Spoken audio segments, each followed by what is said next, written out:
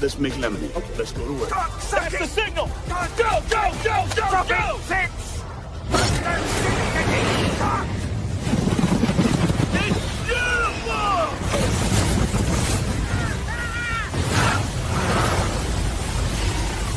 Mother Nature just pissed her pants, dude. Wake up and hit the ground running. It's The Rush, presented by Willis Auto, with Travis Justice and Ross Peterson bringing you raw, unfiltered, and unapologetic talk about sports, life, and everything else that matters. No filtered, no fluff, just The Rush. Happy Monday. Welcome to the Rush Radio Show, powered by Willis Automotive and Willis Cadillac. Explore their lineup of all-electric crossovers and sporty luxury sedans. Interested in an Escalade? Contact them today to learn more about ordering yours. Start your ordering process at willisauto.com. If you're listening on the audio stream at therushradio.com, the Rush Radio Android app, or the TuneIn app, thank you so much. Watching on YouTube this morning, hit that subscribe button. Go ahead and give this video a like. Participate in the community that is the live chat. You can call the show at 515-517-2303 and follow us on social media. Good morning. Happy Monday, Ross Peterson. What's up, bud? How was the weekend? You know, it was fast, but it was productive. It was good. We had a surprise 80th birthday party for my father-in-law. And he didn't know he was turning 80? He knew he was turning 80. Oh. He did not know that everybody was coming into town. His brother flew in from Idaho. You didn't even tell me. You really did a good job of keeping this a surprise. Yeah, it was funny because when we were talking on Friday about what you were going to do this weekend, I almost said, "Oh, we got a surprise birthday party for my father-in-law." I believe they listen to the show every once in a while. That would have been awful. So I had that mental thing: just don't tell anybody, don't tell anybody, don't tell anybody. Have you ever done that? Ruined a surprise birthday party? Well, no, I haven't, because the truth is, as I bare my soul here, I'm not that many good friends with anybody to where we would have a surprise birthday party. You've said this often. You have to have friends to know about surprise parties. Yeah. I don't think I've ever ruined a surprise party. I have had surprise parties ruined. What else? There was something, but I don't think I've ever ruined a surprise party. I'm usually the guy that says the thing you're not supposed to say. You know what I mean? Oh. Like I'm the guy that gives away the thread that unravels the lie. You know, you go to a strip club and it's like, hey, Bill's wife can't find out about this. Nobody say anything about the strip club. And I'm the guy that walks in. I'm like, do I have glitter on my face? Do I smell like perfume? I saw boobs like I've never seen before. It was amazing. They're like, Ross, Bob's wife. Oh, now, man. Anjanette will tell you that I probably ruined the party for some. Not ruined, but made it uncomfortable for some. The surprise 80th birthday party, you ruined it. Well, for some, because I get a little, I don't want to say anxious, but we had it at the club, right? So we had it at the country club. Okay. Because it was just they had a room, but we had a lot of kids there, right? And there is club decorum, if that makes sense. Because there's other members around, you want to make sure that it's comfortable for them. Now you have your private room, but when you have kids and they're running all over the place, I'm like, my face, my jowls were just tensing up a little bit, right? And finally, did Owen happen to see you walking with a purpose? And he, Owen, when Owen knows I'm upset, he gets upset because I've noticed. Yeah, he because he doesn't want me to be mad, and he thinks I'm a fool, and I get that, and so I did the best thing I could, and I went to my sister-in-law Gretchen. I said, "Hey, Gretch, if I go talk to the kids, they're gonna hate Uncle Trav. They're gonna think Can you just go say, hey, there's club decorum here?" And you How can't. old are the kids? Anywhere from like second grade. They don't know what decorum means. Up to a senior in high school, right? I mean, if she walked in and said, "Kids, there's club decorum," they'd have went, "Sweet, where's that at?" I know this sounds pretentious. I know it, but because I'm thinking of everybody else. And again, I didn't care about in the room. It was just once you left said room and were loud out in the hallway, or you went out on onto the deck where everybody has access to the deck, you just got to be respectful of everybody else. Right, because this is exactly what people are paying to be members for. This is exactly you pay a membership so that you don't have to be with the unwashed.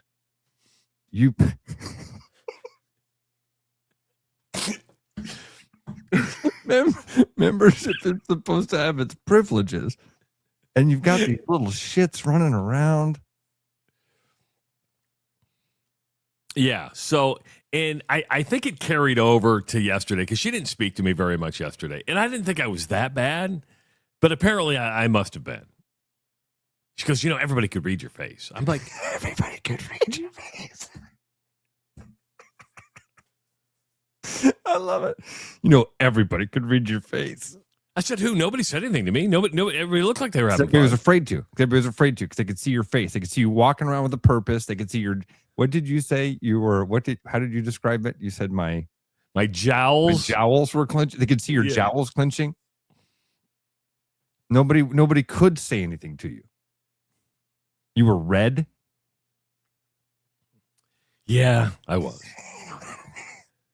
I do like, hey, tip of the cap to you for the self-awareness to go to Gretchen. Because most people wouldn't have that self-awareness. Most people would just go, there's fucking decorum. Funny that you say self-awareness. Because we had this conversation yesterday. She goes, you're not very, because I go, I go, it all comes down to self-awareness. I go, just kind of understanding where you're at. She goes, you have the worst self-awareness around. I go, what are you talking about? I go, I think I have off the charts self-awareness. She goes, well, you don't know what your face looks like.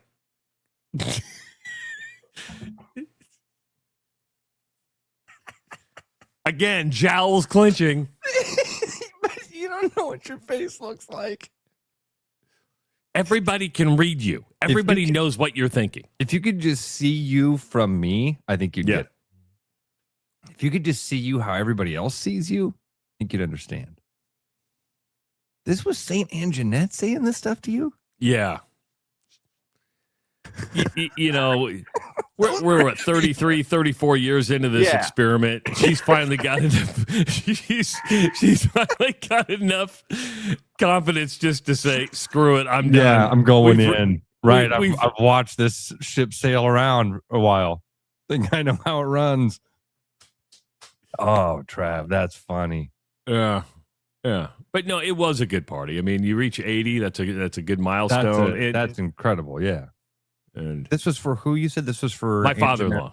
This is for Anjanette's dad. Yeah. Yeah. Well, so Gretchen's dad as well. Justin's dad. Caroline's dad. Seth's dad. Do I know Carol? Have I met Caroline? I've had to have met Caroline as well. You probably met her at the wedding. Seth. But yeah, Caroline's I think 9 years younger than me, 10 years younger than me. So, she'd be about my age. Yeah. Which is bizarre because Anjanette and I started dating when she was 6 years old. I mean, so she's literally like a little sister to me. I do remember meeting her. Okay. I do remember meeting her. Yep. What'd you do this weekend? Because I remember thinking, I went fishing. Had some fun. Did some fun stuff. Went swimming with Flag.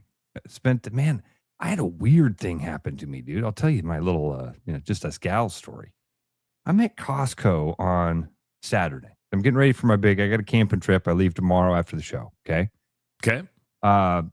Wednesday and Thursday, I'll be live from the Wisconsin Dells, I believe. And then Friday morning, live from Cousin Jim's cabin up in northern Wisconsin. So I'm packing up. I'm getting ready, and I'm at Costco on Saturday.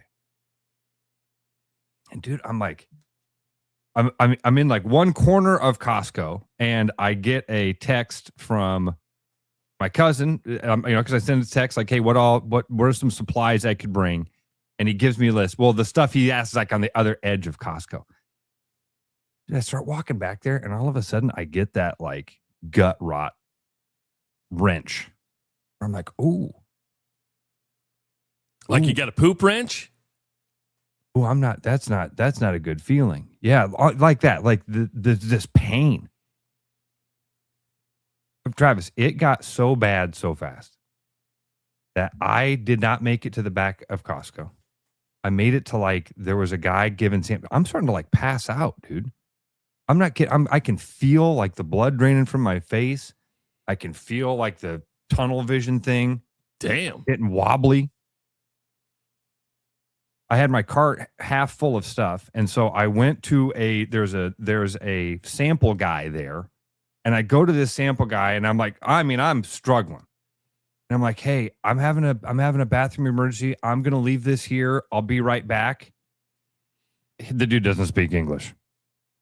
And he like looks at me like he has no idea what I just said to him. I'm like, oh shit. So dude, I turn and go, and Irish had blood sugar drop. I think I get hypoglycemic because I'm like, dude, I'm passing out. Does that make you want to poop though? No, it's a bad stomach pain. Bad stomach pain. I got into the bathroom. I made it into the bathroom at Costco. Travis, I was probably in there for a half hour. Just sitting on the throne? Just sitting there in agony. Absolute agony. Felt like I was trying to shit a brick. I mean, to the point, I'm like pouring sweat.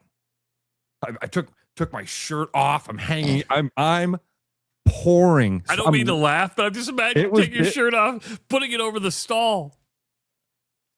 Damn. Irish said, oh, he spoke English, Ross. He chose not to in that situation.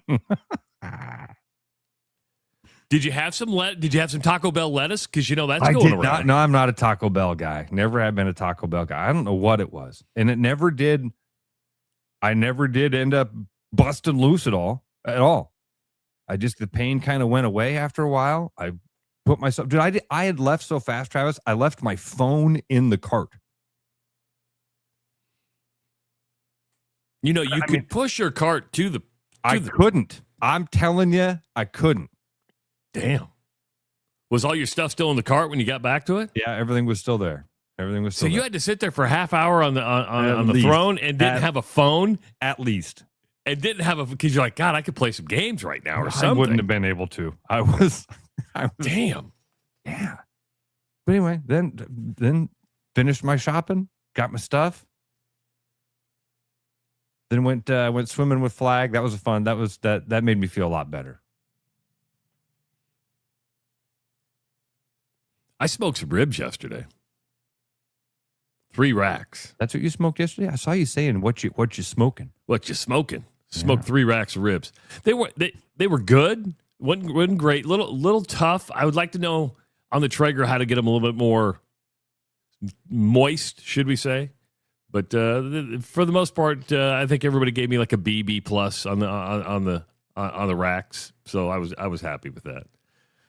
Coming up at 7:30 today, Nick Nurse, head coach of the Philadelphia 76ers, is going to be joining us. Of course, Nick coming back to Carroll for his annual Nick Nurse Foundation fundraiser, what he does at Carroll National Golf Club. He's got a couple nights of music, got a couple days of golf, and it'd be good to catch up with Nick Nurse. That's again at 7:30. Ross, World Cup final yesterday, and I watched from like the 75th minute in. Because it was 0-0. I kept checking the score. I'm like, so finally, at like the 75th minute, I'm like, I better turn this thing on. And I'm torn. I was watching Boomer and Gio on CBS Sports this morning, and then I watched a little bit of the ESPN show, and the way they view the game, right? And ESPN is like, oh my God, what a World Cup final. What an absolute game for the ages. Boomer and Gio are like, oh my God, what a turd. What an absolute turd of a game. And so it's like, it is like you either loved that game yesterday or you hated that game. I didn't hate it. I'll tell you what I liked was watching Emiliano Martinez, the goalie from Argentina, make save after save after save. That was the most entertaining part of it. And Spain dominated that game. It was just that's the most dominant 1-0 game you're ever going to watch. I mean, it was funny because they even said at one point, like, man, Messi plays so little defense. It's like 11 on 10 when Spain puts the ball into their attacking half there. It's like 11 on 10 because Messi is just, and then when they went down a player, they're like, well, Messi really counts as 2. So let's see how that works out. Man, did you hear them say, Travis, at one point in the second half? And I mean, it was almost at the end of regulation where he had like 7 touches in the second half. He had like 24 or something like that. And touches, meaning like literally if you dribble the ball 3 times, that's 3 touches. He had 7 touches in the second half. And so, I mean, I fell asleep. I'll be honest. I fell asleep. So it's a turn of a game. But I really did enjoy that last. I would even say that second half.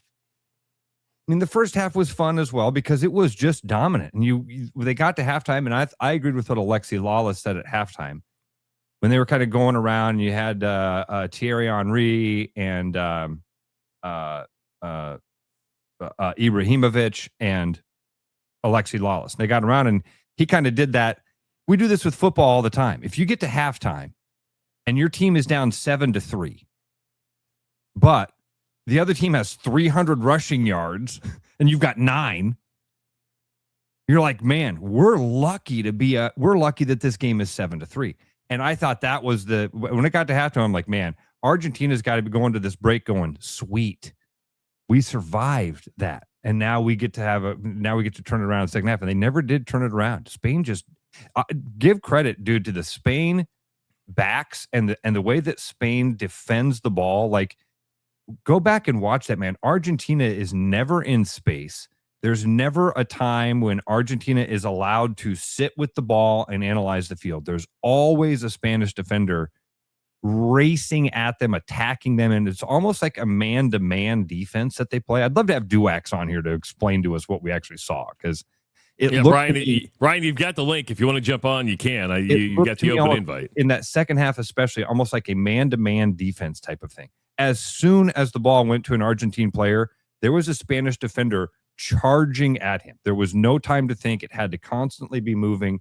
And they did that for not 90 minutes, for 120 minutes. And then as you put it, the Argentinez goalie, Martinez, is that his name? Is it Martinez? Yeah.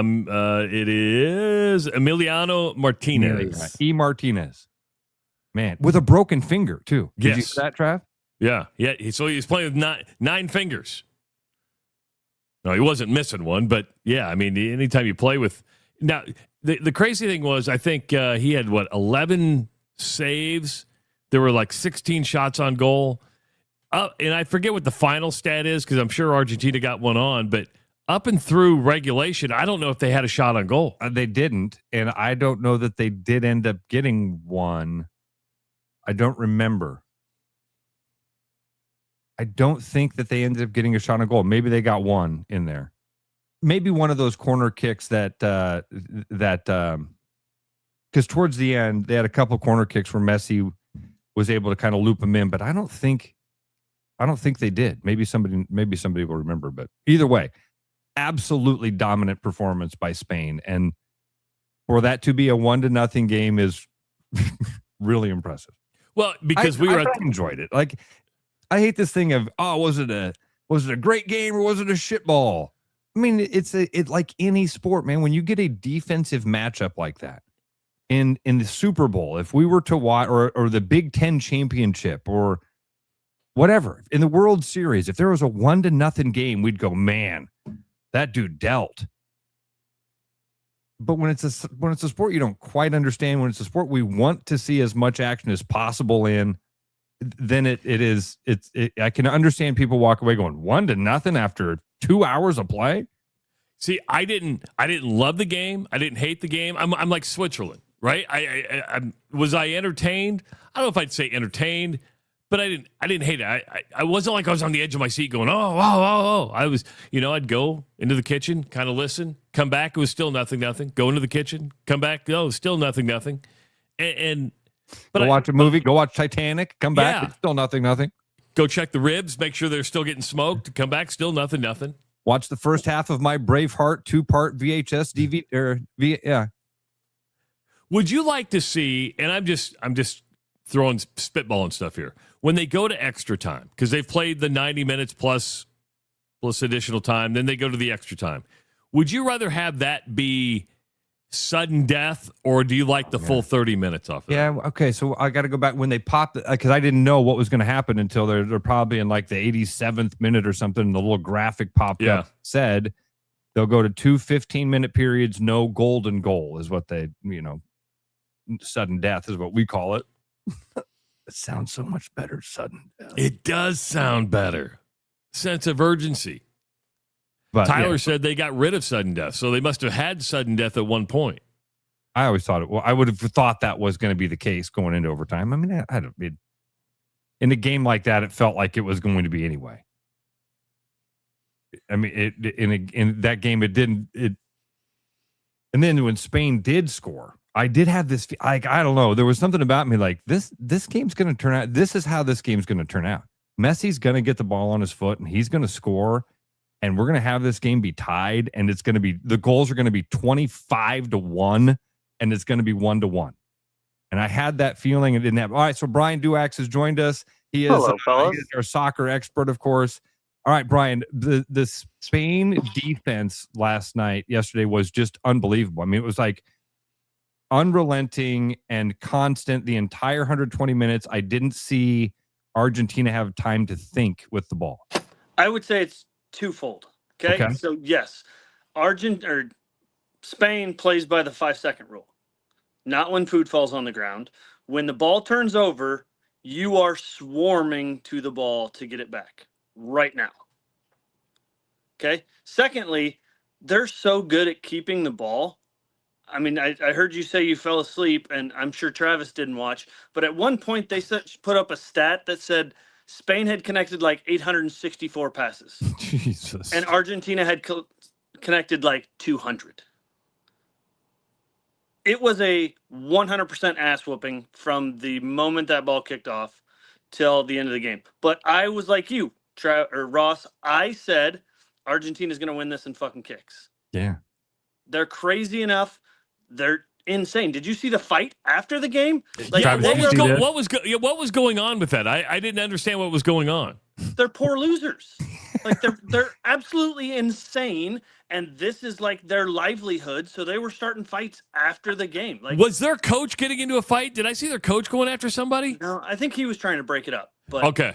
Like number 5, when number 5 got subbed into the game at halftime, I'm guessing their coach said, "All right, dude, go kick as many fucking people as you can."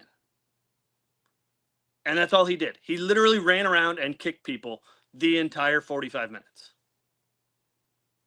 But I said before the game, if Spain can keep the ball, they win. If Argentina can make it a fight, they got a chance. And Argentina was trying to make it a fight. Would you agree that that goalie performance yesterday was one of the best? It was unbelievable. Sick. Unbelievable. And he has a broken finger on his right hand. Yeah. And Travis, did you hear towards the end of the game they were talking about his career, how he was a career backup. Yep. COVID got him a start, and he just ran with it. Had one of the greatest performances in soccer history yesterday, and he was a career backup. Yep. This is Randy Reddy winning the World Series MVP. And that's why I was picking Argentina. He was hot. If they get to PKs, Argentina was going to win. The Spain goalie never touched the fucking ball. Question for you when it comes to the red card, because Argentina played a lot of the second half and all of the extra time with a player down.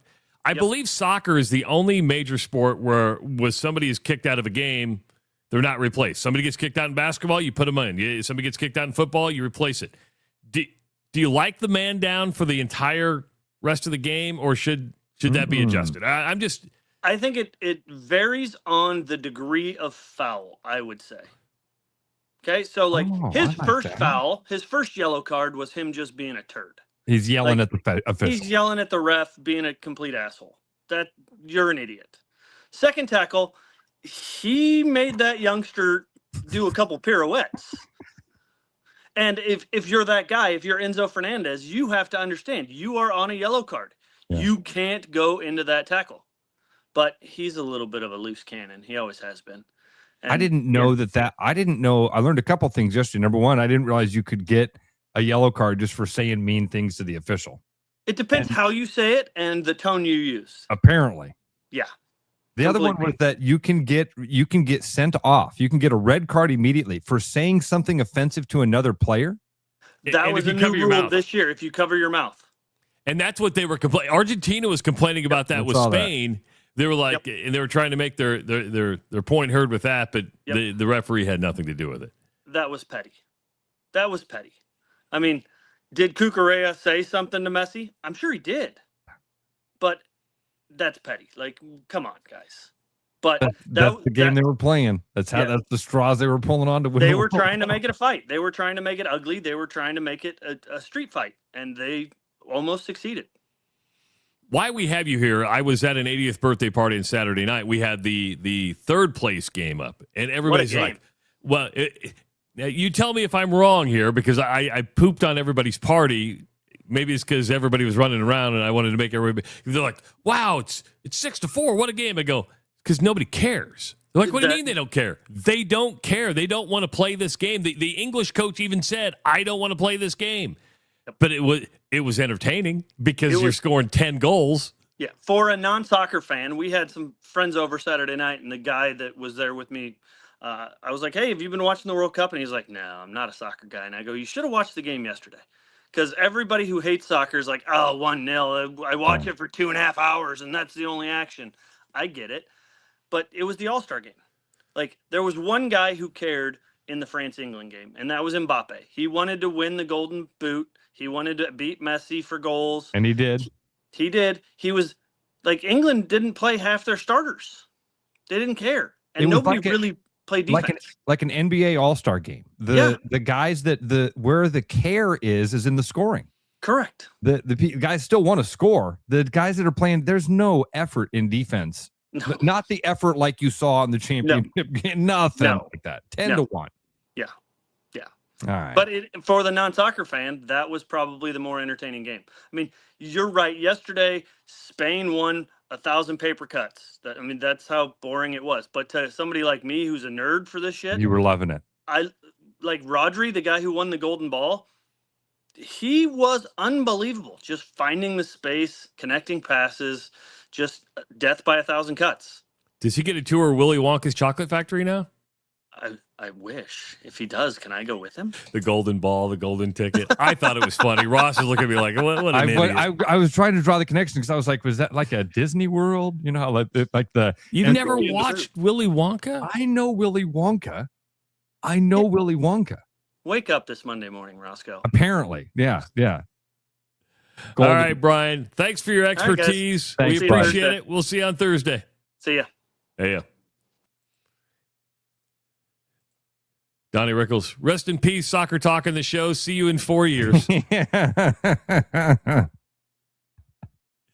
I think overall, as we put a bow on this, though, I didn't watch a lot of the World Cup, watch some of the USA games, but just from seeing everything, it was a positive experience. Yeah. I think fans that came in, it was good for the United States. I think they learned a lot culturally about the United States that maybe some of what they heard in their own news turned out not to be true. Very cool to see that stuff. Very cool. And that's what happens when you go see the world. You find out, oh, it's not what I heard about. There's people here, and they're actually good people. Funny how that works. Yeah, did you the latest? Since we started. We ramped up this entire FIFA talk for months on this show, talking about the corruption of FIFA and how awful it is and everything. Have you seen what is happening with the field? the field. The field that you watched them play on yesterday, because that was real grass that they had to in put New on, Jersey, right? in New That was Jersey. at the Meadowlands. At MetLife, Meadowlands, MetLife Stadium, or New York, New Jersey Stadium, which did look really good yesterday, by the way. They're selling the turf. You didn't know this? So, No. When they had to put the turf was actually put in by New Jersey taxpayers. It was funded by the New Jersey Sports and Exposition Authority. $13 million. Damn. $13 million in grass? Wait a minute. I'm just kind of... What? It reportedly cost the New Jersey Sports and Exposition Authority more than $13 million to make sure the pitch met FIFA's standards. Okay, my brain had gone past that part of the story earlier. I'm sorry. I don't know if that's outrageous, believe it or not. Really? Because to put in just regular turf now, right? You're getting upwards of $1.5 million to $2 million. So you're going to have to rip out that turf. You're going to have to bring in probably a special kind of dirt. You probably got to do it ahead of time. It's got to meet certain specification standards to grow it. It doesn't seem that unreasonable, believe it or not. No kidding. Wow. Yeah. Wow. $13 million for an acre of land. Wow. Okay. So, but that includes the labor, the machinery. I mean, I have a greater appreciation for this. I'm not saying it's cheap. It's on the expensive end. I would agree with that. But I'm not blown away by the number. All right. So so FIFA has decided now that they've got a great idea. Okay. They're going to sell sections of the grass that the championship was played on. FIFA owns the grass now? There's your rub. Now you've found your rub. New Jersey governor said, wait a minute. You don't own that grass. We own that grass. FIFA has already sold the grass at $450 per section, which doesn't make sense to me, Trav. They are selling tiny little cubes of this thing for $450 a piece, okay? And then you can buy it packaged in all sorts of different ways, and it can go up to be like $1,000 if you get it. It can come with like a replica of the trophy and all that. And with all of that, selling it at $450 per 3-inch square, they're going to make $11 million. If I'm New Jersey, I'm getting the National Guard there, and I'm saying, come take my grass. I want to see. This thing's over. It's still so now it makes even less sense that it would cost $13 million to put in, and they're going to sell it at $450 per 3-inch square and make $11 million back. So it cost more than $450 per 3-inch square to install dirt and grass. I don't buy. The math don't math. That don't. Again, you're talking labor and you're talking larger unions on the East Coast. There's a lot of things. You're talking permitting. You're talking a lot of things that go into this.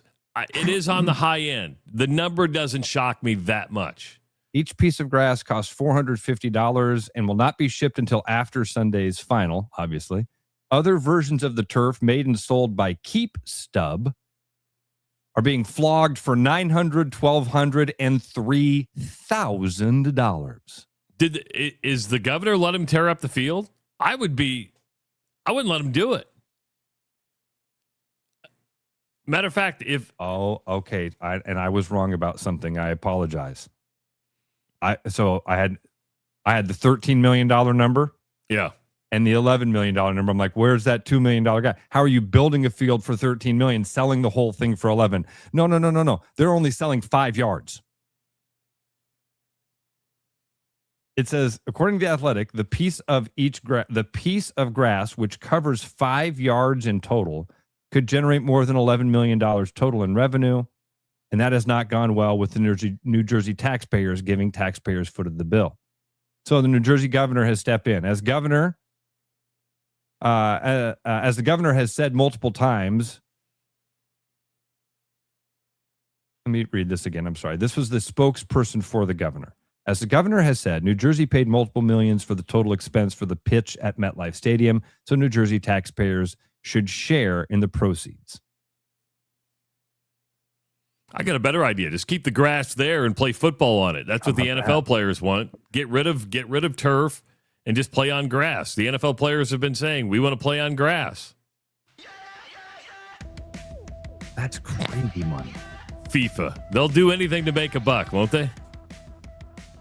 Hey, if you're not feeling right, don't ignore it. Treat it, but treat it your way. Urology Center of Iowa has a dedicated men's health wellness center designed to restore your confidence and your comfort and put you back in control. Because at UCI, you will get personalized treatment based on you and nobody else. You deserve a clear plan, a private, tailored experience, and judgment-free care. That's UCI. Schedule an appointment with UCI today at IowaURO.com. It is the Rush Radio Show, powered by Willis Automotive.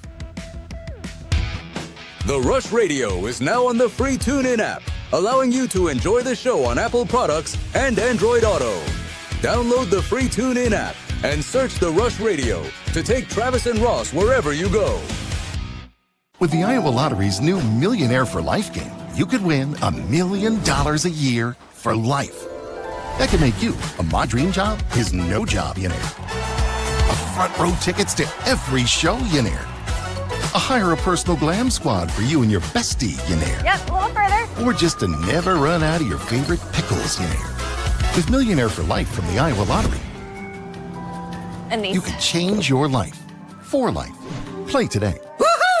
When you work with a company like Mr. Electric that goes above and beyond and makes the customer their priority, that is just a real joy to encounter these days. It was a fairly complicated project and it was intimidating. They made it look so easy and they were very professional, very clean folks. They thoroughly explain what they're going to do. It's clear that they're experienced and that they know what they're doing. Having professionals out there that can do that for me, that gives me a lot of peace of mind. When I'm meeting a new patient, I want them to feel comfortable knowing that odds are I've seen something like this before. From the moment a patient steps into the room to the moment the patient leaves the office, I think they're going to get a great experience. I think it feels good coming in and feeling like it's a community here and you get to be a part of that community and get to be taken care of by that community. My goal is when they walk out of there to know that I'm fighting for them, I'm pulling for them. Schedule an appointment at IowaURO.com. Keep your edge with Body Armor Sports Drink. Bold flavors, electrolytes, and hydration that goes the distance. Grab Body Armor before the grind, during the game, and after the win. Body Armor Sports Drink. Hydration that's real and better for you. Pick up Body Armor Sports Drink on your next grocery store run or convenience store trip. Willis Chevrolet's Summer of Savings is on now, and the deals are turning up the heat. You'll find a huge selection of new, used, and Car Bravo certified vehicles, all ready for your next road trip, daily drive, or whatever summer throws your way. Right now, you can take advantage of 0% for 5 years on the dependable Silverado and 0% for 36 months on the versatile Equinox and the affordable Trax. It's the perfect time to get into the Chevy you've been eyeing. Don't wait. Shop Willis Chevrolet's Summer of Savings here in Granger or online at willischevy.com. Every business has priorities, and Priority One Heating and Cooling is no different. As a service provider, we prioritize quality air conditioners and furnaces that will keep your home at your comfort level year-round. As a small business, we prioritize doing things the right way and treating people fairly. As a truly local business, we prioritize our community. As a veteran-owned business, we prioritize duty and commitment. For big business service with local value, trust your home to the place where you are always Priority One. I hope you're stretched, hydrated, and prepared for more nonsense because The Rush with Travis and Ross, presented by Willis Automotive, is back now. Welcome back to the Rush Radio Show, powered by Willis Automotive. Happy Monday to you, everybody. I'm Travis Justice. He's Ross Peterson. We're hanging out with you until 8 o'clock today. Coming up at 7:30, Philadelphia 76ers head coach Nick Nurse going to be joining us. Nick will be back in Iowa on the first weekend in August, I believe, or second weekend in August for his Nick Nurse Foundation and outing at Carroll National Golf Club. This past weekend, Ross, Friday night, big party in Ames. You had Jelly Roll and Post Malone. Yeah. Post Malone comes out on stage, and look what he's wearing. Look what he's wearing. I saw this, yeah. He's wearing an Iowa shirt, not an Iowa State shirt, but a black and gold Iowa shirt. He eventually took it off. Oh, he did? Yeah, he did. Okay, I didn't know he that. He eventually took it off. And that's what, it was hotter than hell on Friday. Did he just take it off? Because that's kind of part of his shtick, too. He kind of like, he takes his shirt off. I mean, is that, am I I don't want to mischaracterize it, but I don't know if he's Bert Kreischer-like. Did he take the shirt off because people were telling him to take it off? He said at one point, hey, you guys are begging me to take this shirt off.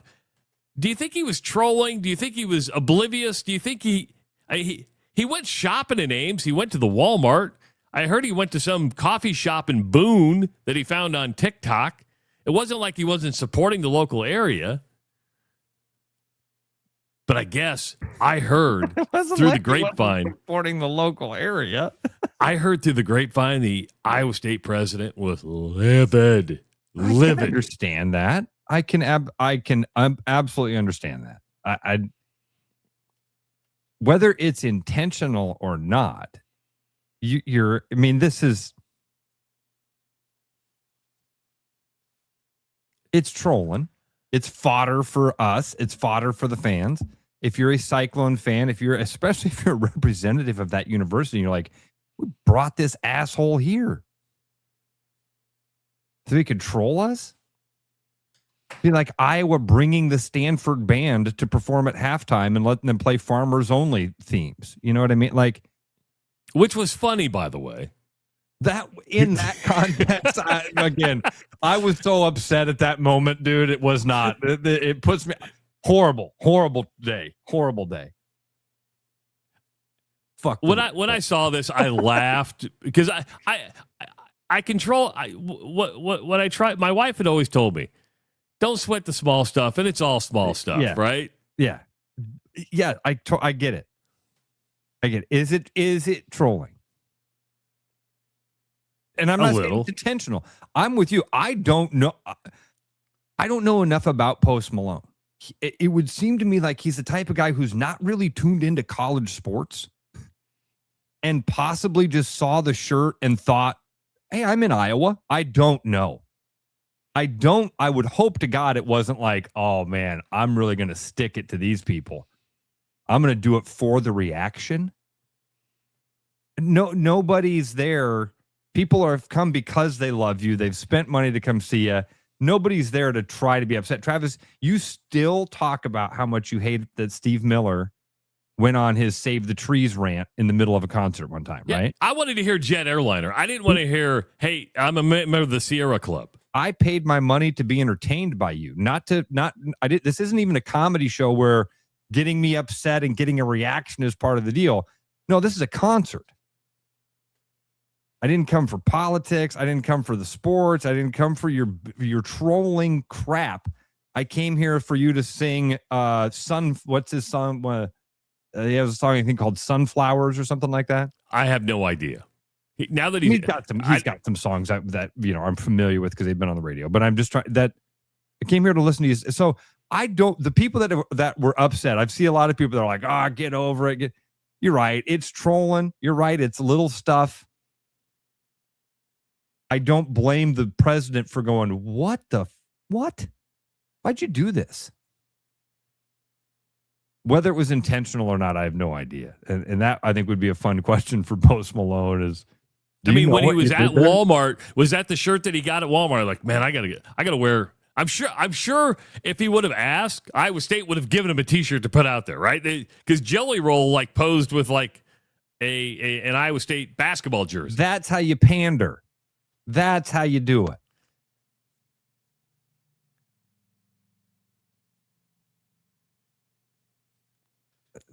I mean, dude, what a world we live in where this is something we talk about. What did people enjoy the concert? I heard again. I didn't go. I heard it was an incredible show by both. Oh, really? Yeah. Okay. I heard you take away the Iowa shirt, and they said he put on a pretty good performance. What about 2 Chainz and Lil Wayne? Lil Wayne, I have no idea. Lil Wayne, who I did not meet one time at the Houston airport. I just met somebody that looked like Lil Wayne. He was 4'10", covered in face tattoos with dreads, just like Lil Wayne. But it wasn't. But it wasn't Lil Wayne. You know, all those guys that look just like Lil Wayne. If you're Iowa State, sure you're pissed, but you probably made what $3-4 million that night. Take your money and just go. Thank you. Yeah, I would relate it back to you that we're 30 years later, and every time you hear Jet Airliner, you're like, Steve Miller just saved the trees. Because he didn't sing it. But that's different. So think about that. Because it's different in a way. I mean, all he's doing is wearing a shirt, right? And he's still performing. Steve Miller literally stopped his concert at Hilton Coliseum. And for 15 minutes, told me about trees. That's different. I didn't go to a Sierra Club rally. I went to a Steve Miller Band concert. I'm warning you. I'm warning you. 20 years from now, there's going to be some dude sitting around. You're going to be, I'm trying to Google here real quick. I'll be 76 years old. We'll still be doing this show. Yeah. And I had some help featuring Morgan Wallen is going to come on the radio, and some guy's going to go, Post Malone, paid to see him. We got front row seats. Come on, a Hawkeye shirt. It's going to be the same thing. Same look. Now, to be fair, there were probably 50% Hawkeye fans in that stadium that night. Okay, probably. Sure, I'll give it. Yeah. Yeah, I mean, just because it wasn't. Right. It's not a Cyclone event. Yeah. That's fair. Everybody says I need a damn joint. Mike says, boo, Travis, why not leave then? Because I wanted to hear Jet Airliner. That's why. I'm like, he's going to sing Jet Airliner. This is all going to be worth it. When I hear ba-da-da-bum-bum, ba-da-da-dum-bum, ba-da-da-bum-bum. And it never happened. Is that the one that goes tick-tock, tick-tick-tick-tick-tick? That's the beginning, yeah. No, that's time keeps on tipping. Oh, that's not big old jet. No, that's not. Into the future. Is that song called Time? Oh, I don't know. No, that's Fly Like an Eagle. Fly Like an Eagle. Want to fly like an eagle. Okay. It took me a while. Man, I must be getting a reputation Why? of just being a flat-ass whiner. So play in the car. Travis just likes to whine.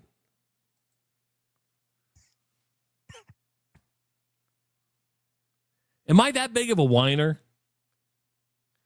Am I Wendy Whiner? 517-2303. Why do you got to be like that? Travis, my favorite is when you are traveling. And it's not that I don't think you're a whiner. I think that you are in tune with your aggravated side. You find those things that you're like, God, man, this thing. And you say, and when you describe it, everybody is like, that's annoying. That does suck. Everything you just described there. Steve Miller Band. You go to see Steve Miller Band. Look what Sarah says. Ask the kids at the country club.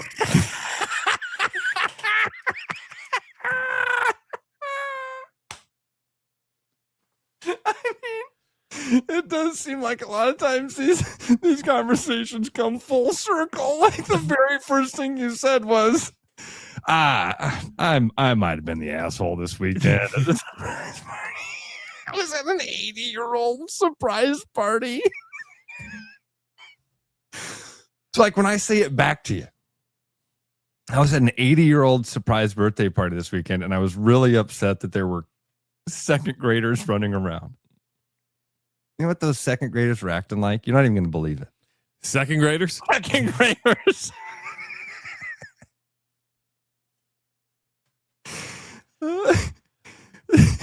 I mean, Travis, and you do, listen, you've given us the ammo over the years. Tyler says, and Jeanette at the parking ramp during the hailstorm.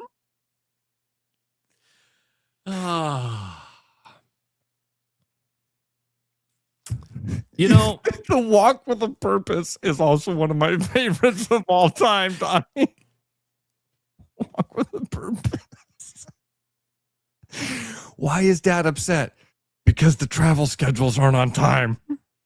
but see, I've said this before. This show is like my therapy session. Yeah. I need to get stuff off my chest. And everybody here humbles me. I mean, when you put that stuff into the chat, when you call the show, when you email, when you text, when you tweet at me, you humble me. You ground me. You give me perspective. We love you, man. That's why, and the fact that you're vulnerable enough to share it and then take it, but I do think that there are people that will relate. I think that's a very similar thing. Going to the game and him coming out, or going to the concert and him coming out in the Hawkeye thing. Are there people that are going to think it's funny? Sure. Were there people that heard Steve Miller talk about the trees and went, yes, finally somebody gets me? Are there also people that were standing in the front row going, we're in Jack Trice Stadium? If you did that, if he did that at Kinnick and wore a Cyclone thing, Hawkeye fans have the same. It'd be Absolutely. It's just like politics. College sports is so much like politics. You've picked your team. You've got your colors. Your team is always right. And then as soon as the cards flip, everybody forgets where they stood, and everybody becomes a hypocrite. Is there a possibility that Post Malone did this on purpose so people would be talking about Post Malone on Saturday, Sunday, and Monday?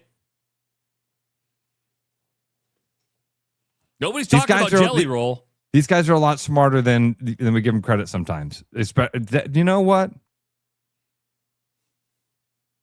Maybe it was total trolling and intentional. I don't know. I don't know if I'm giving Post Malone too much credit for that, because there's a part of me that could see him going to Walmart, seeing a shirt that said Iowa and being like, cool, man. Cool. Yeah. Yeah, man. That's the state I'm in, man. Yeah. Cool, man. I'll take one of those, man. Do you like the pandering aspect? Like when Tyler Childers came out, he had a cardigan on, right? I mean, he just said, "Hey, Des Moines, it's great to be here." But that's it. But even that, again, the pandering thing. I always think of the Christopher Guest movie Spinal Tap, right? When they come out and they've got the town written on the bottom, on the back of his guitar, right? And he always looks at the back of his guitar. Hello, Cleveland. And then it turns out they're in Duluth or something. I don't remember how it works out, but it happens all the time. Bo Burnham has an entire song about it. So the pandering works, but again, you got to pander. So I don't know how I think there's a part of me that just wants to believe he just missed. He just was not stoned out of his gourd and went in and saw Iowa and didn't know and threw it on. But Hawknut says, I think he got it at Goodwill and didn't know the difference in schools. I'm with Hawknut. That could be it too. And then when people were screaming, take your shirt off, he was like, damn, they think I'm sexy. They want to see my belly. He's an interesting cat, man. Anybody that gets the face tats, that's a choice, man. Oh, that'd be so painful, dude. The painful is not the part I'm talking about. The permanency of it? That's part of it. Every performer now who performs at Jack Trice Stadium and Hilton Coliseum moving forward will have a rider in their contract that says, if you're going to wear gear on stage, it has to be Iowa State gear. I mean, or they just, and maybe they did. Maybe they flooded him with Iowa State merch. I have no idea. I bet we'll find out. I bet that there's somebody behind the scenes that's going to tell us, no, he knew what he was doing. All that matters is if you went to the concert, did you have a good time? Did you drink a lot of beer? And was the music good? At the end of the day, that's the only thing that matters. It was hot. They probably sold a shit ton of beer. Dude, that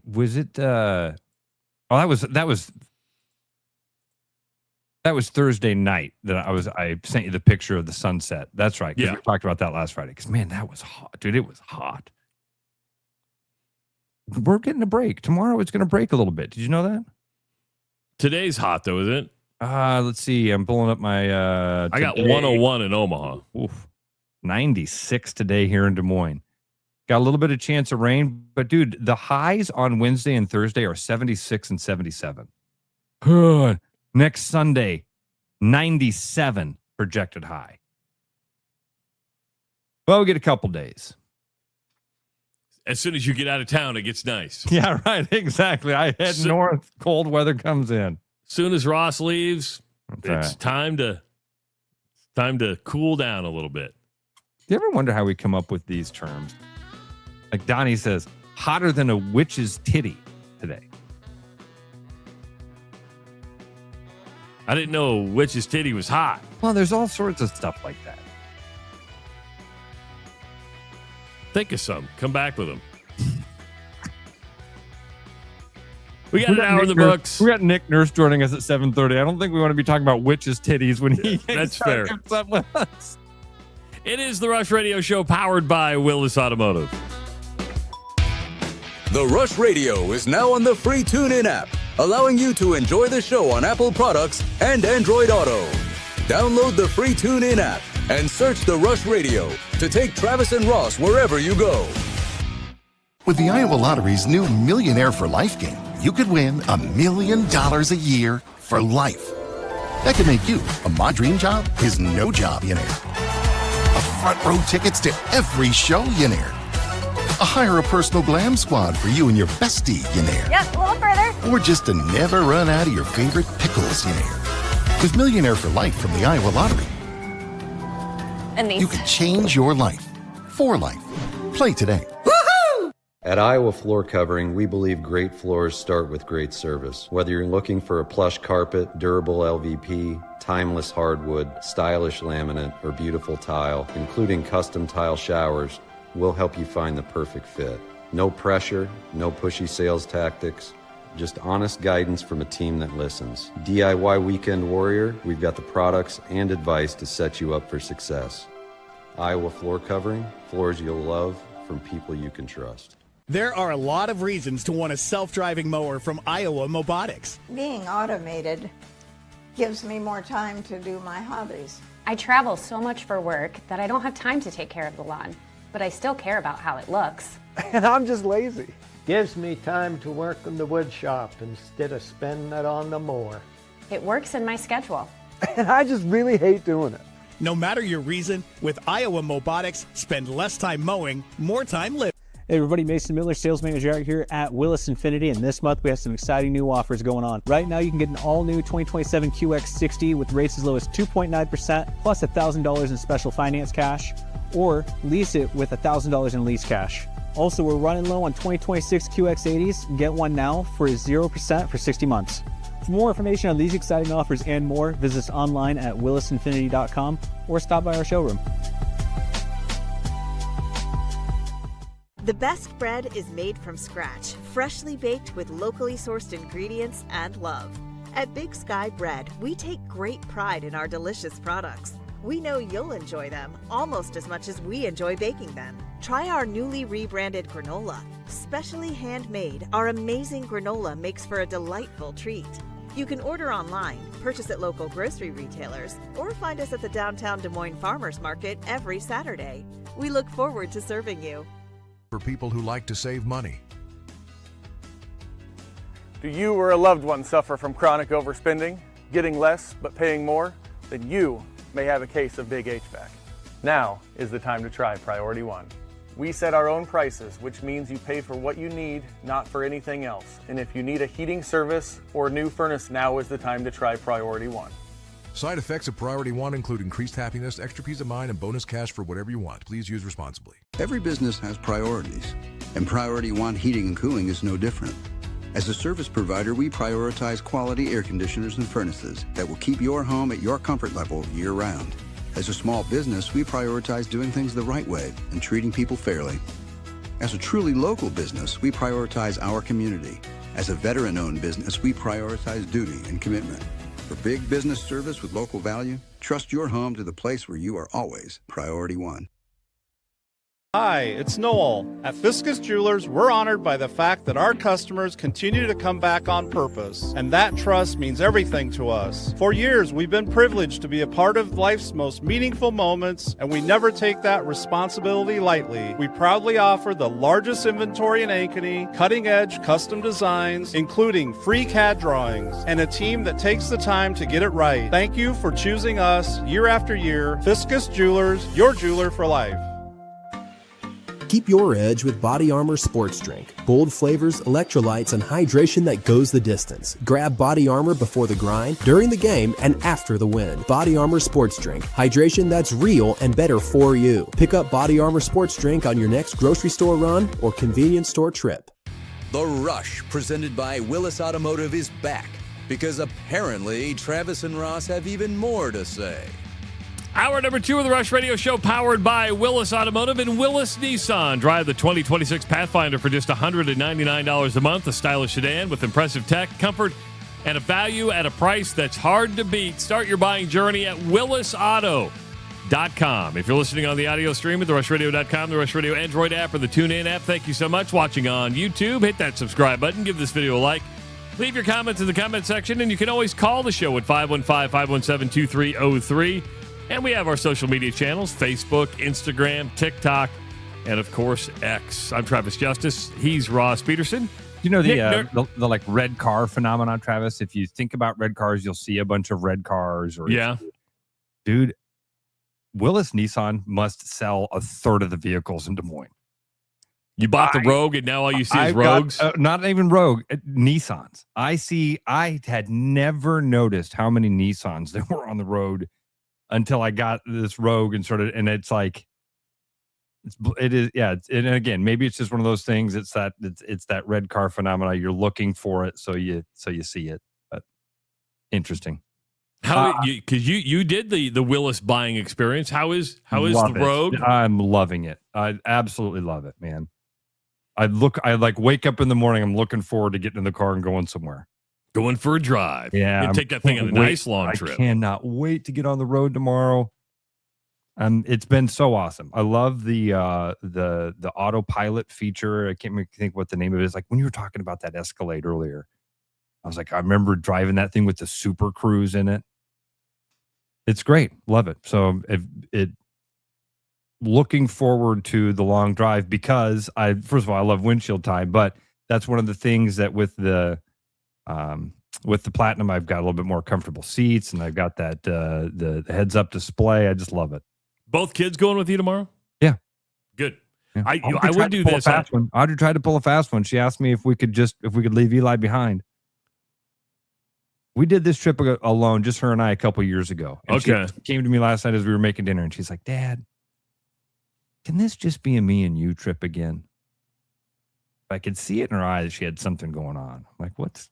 Anyway, I dropped the Starlink off to you last week. I would do a test today just because it hasn't been used since the last time you used it, just to make sure your app is up. Oh my gosh, I will make sure I do that. Yeah, I'm gonna be in Wi-Fi range. To Wednesday and Thursday, I'll be at a hotel, so I'll probably be using Wi-Fi there. But that'll be a good spot for me to test it. And if for some reason it's not working, you've got till Friday to figure something out, or I can join. I've got till Friday via phone. The bills, the bills. Okay, so we'll be good. It's just my app that we'll be good. Yeah, I see. Just to all right, make sure it all lines up. Hotter than a $2 pistol. I guess that refers to the fact that if you buy a cheap pistol and you shoot it, it's going to get real hot. I mean, apparently hotter than a $2 pistol.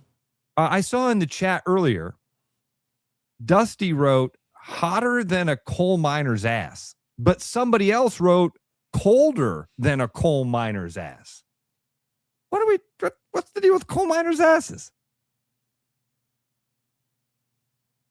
Hotter than a firecracker on the 4th of July makes sense. Hotter than a billy goat in a pepper patch. Hotter than a blister bug in a pepper patch. Hotter than a cat on a tin roof. How about this one? This is very East Side. Hotter than a spoon in a crack house. Ooh. Hotter than blue blazes. Oh, refers to the hottest part of a flame. Which you learn in like ninth grade science. I like when you're that using one. the Bunsen burner. Hotter than a stolen tamale. Okay. Hotter than Hades. Hotter than the devil's armpit. Oh, that doesn't sound like a fun place at all. It's so hot the chickens are laying hard-boiled eggs. Oh, I've never heard that, but I like it. Is hotter than stuff that was stolen out of Saquon Barkley's house. Did you see that? I've heard about this. Now, nothing was stolen out of Saquon Barkley's house, but he had a home invasion Saturday morning at 5 a.m. People tried to break into his house. Somebody got in, but they left because the police were on the way. The Barkleys were at home. That's a nightmare. I don't care how big of a man you are. That would scare the living crap out of you. And now he's the latest athlete to be targeted by potential robbers. Joe Burrow had stuff stolen from him. Others have as well. They didn't get anything from Saquon. But the violation that you would feel that somebody broke into your house would just make you so... That's the right word, man. Violated. Just like invaded. Yeah. Your private space, your space wouldn't feel, I don't know, man. I don't know. Hopefully I never have to find out what that would feel like. If you'd ever feel comfortable in your house again. Tell you what, Travis, these are the types of stories that make me go, Travis is right for having that security system. It's armed right now. I bet Saquon Barkley had one. Had something with it. I imagine he wasn't raw dogging the security thing.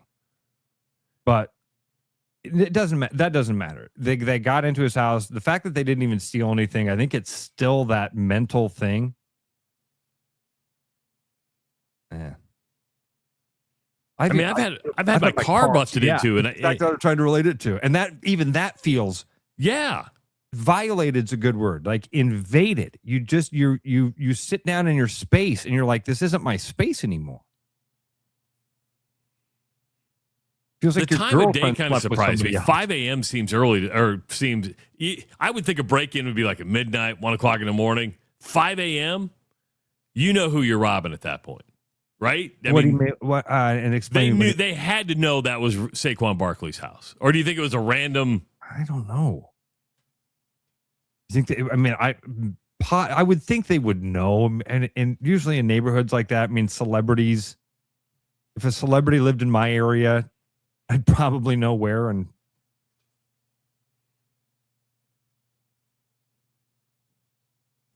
but yeah, that would freak me out. Think Saquon Barkley's getting a gun today? I would. If I got busted into, serious question. Do you think would you move? Serious question. No. I think I might. Really? I think that would be enough for me to go, you know what? I'm relating it back to that car thing, Travis. Like, you just never feel the same again. You never feel the same again. If it feels like that analogy of the crumpled piece of paper. You take a piece of paper and you crumple it and you try to lay it back out all flat. You go, no, that piece of paper was crumpled. And that's, I don't know. I think I'd be on that. I imagine Saquon Barkley lives in a pretty nice house. I would assume so, yes. Probably more than a couple $1 million. I think, and then, like Dusty just said, do you think Saquon didn't have a gun? I'm betting Saquon already had a gun. I'm betting there were security systems in place. And again, maybe that's part of the feeling violated thing. But do you know enough about the story, Travis? Because I don't. Did he? Did he? All they said is that there was an attempted burglary. One guy got in the house. The Barkleys were at home. Nobody was hurt. Nothing was taken. And the guy left because the police were on their way, which would mean... So maybe a security alarm went off or something. Yeah. Wow. Dude.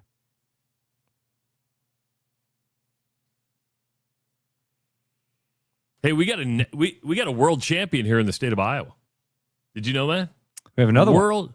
A world champion from New Sharon, and it's not Derek. Melvin Spolstra. What a name. Melvin. That's an Iowa name right there. Melvin.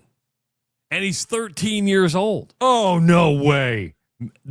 Dude, I'm at church yesterday, and there's a little boy next to me. He's probably 2 years old. He turns around. His name tag was on his back. Harvey. I'm like, good job. Mom and Dad, what a name. Melvin, and he's 13? 13 from New Sharon. Champion from New Sharon. He won won the Masters division at the World Soapbox Derby Championships in Ohio. I thought Bus said Soapbox Nope. Derby. I thought he was guessing on it. Nope. He won the Masters division? Yeah. Did you ever do Soapbox Derby, man? That's something No. so much. Oh, man. You know who did? Who? Buddy Carlstead.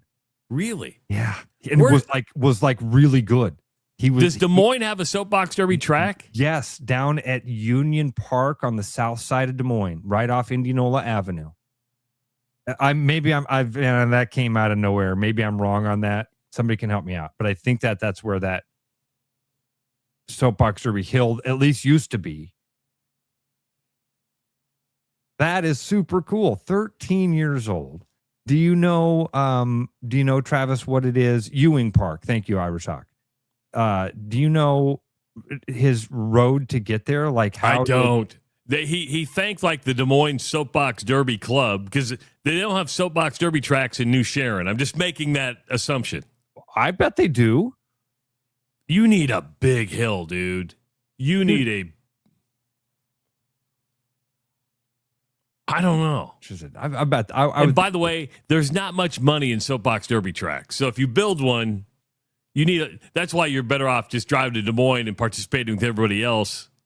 There's one here in Omaha that's pretty good size, but it's just at a local park where nobody uses it. I mean, it does not get used. Mahari just confirmed for me it's Ewing Park. I'm sorry. Union is up on the northeast side.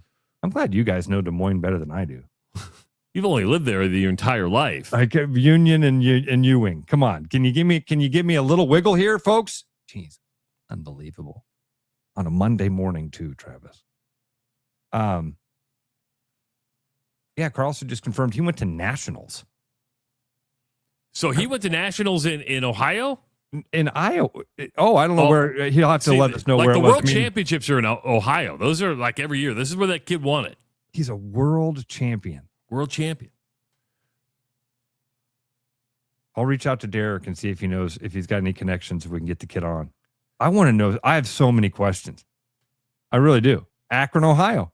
Carlson just wrote Nationals are in Akron, Ohio. Akron, this soapbox capital of the world. Carlstad kind of fits that profile. What's that mean? Short. Oh, he could have been he could have been a race car driver. I could tell stories. Do tell. Oh, dude. I don't think Jason Willis would want me to. So it's no surprise he works in the car world. Yes. Yeah. It's no surprise he's been at a successful career in that world. Did you do the Pinewood Derby? Were you ever in the Pinewood Derby thing with the Boy Scouts or the Cub Scouts where you had to whittle the car and put it together? We did that.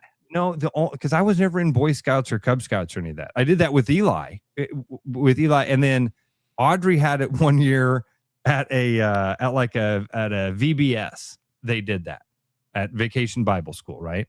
Mm-hmm. And Audrey, when they got to the actual race, Audrey's car didn't weigh enough. And so in that scenario, what they do is they just tape weights to the car. Travis, I don't know if it was where the guy taped the weights to the car or what, but this thing was a rocket. And it won. She won like a $400 remote control truck. She was a little kid at the time. I remember people being upset. I mean, not people making it, but people were like, well, if you put the weights in a different spot, taped them in the right spot, thing was a rocket. She won. I never did that. The one that we did was in middle school where you taped. This was so much fun. Sounds crazy dangerous in my head right now. Travis, did you ever make one of the little balsa wood cars where you would shove a CO2 cartridge into the back of it?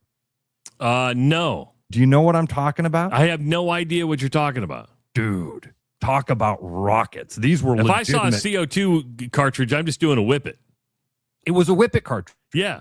But I'm going to do the whip it, and I'm not going to let that thing propel my car. I'm going to listen. I'm telling you what, you missed out on some fun. These things would go 100 plus miles an hour across the shop floor. You had to, on the bottom of the car, there was 2 eyelets, and then the track was a string. And so you had a string that would run across the shop floor.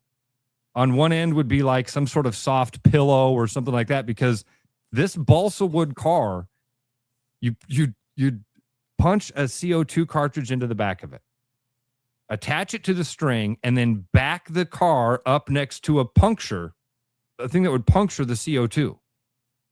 You'd hit that CO2, Travis, and that balsa wood car would go 100 miles an hour down the shop wood floor, just like a rocket. You didn't ever... And then you raced him. So at Hyatt, we had a guy by the name of Mr. Baldus. He was like the world's greatest shop teacher. He was. That sounds like fun. He'd be like, I've been at Amos Hyatt for nine years. I have. He was funny. He was great, and it was taught us to make these balsa wood cars. Rockets on a little string, Tyler says. That's a good way to put it. I wonder if Ryan could let us know. I mean, because the soapbox derby cars look so plain, right? They're just little cars. I mean, I saw a video of Melvin getting out of his car yesterday. It took him a while because he's in there. But I bet there's money in those things. Meaning, I bet you spend a lot of money building it. Because like you said, they look like they're just something chintzy and cheap. Can you imagine the technology and the different little things, like how thin your wheels are, or at what angle they're at, or I can't even imagine all the different things that you do to get extra speed going down that hill. Ryan's dad was in the car business as well. So maybe that had something, I'm sure that had something to do with it. What do you think? $5,000, $10,000 to get into that? Maybe more? That seems high. That seems high. But I guess, dude, Pinewood. Just soapbox, not Pinewood. Oh, but yeah. Soapbox. I'm sorry. I always confuse those two, man.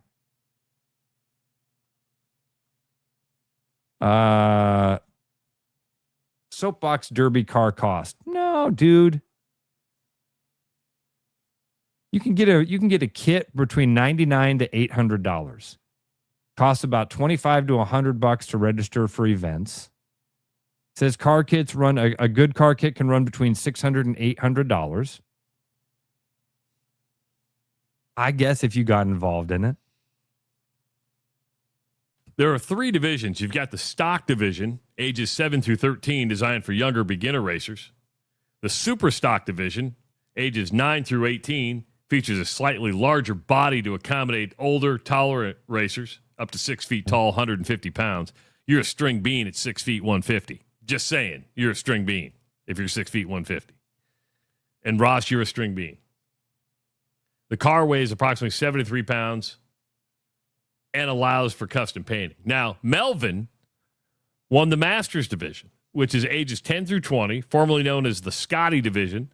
This is an advanced category for older and more experienced drivers. Master cars feature an enclosed, lay-down design where drivers look through a small opening. These cars weigh about 88 pounds, are generally the fastest. That's not what I was envisioning. So maybe we are talking a little bit. What you just described is a lot more fancy. It's completely enclosed and they're looking out of a little window? That's what this says. Now, the car he was driving that I saw yesterday looked like just a regular soapbox derby. I'm envisioning like Little Rascals. Yeah. Like that, I envision Little Rascals. It's year 2026, just to let you know.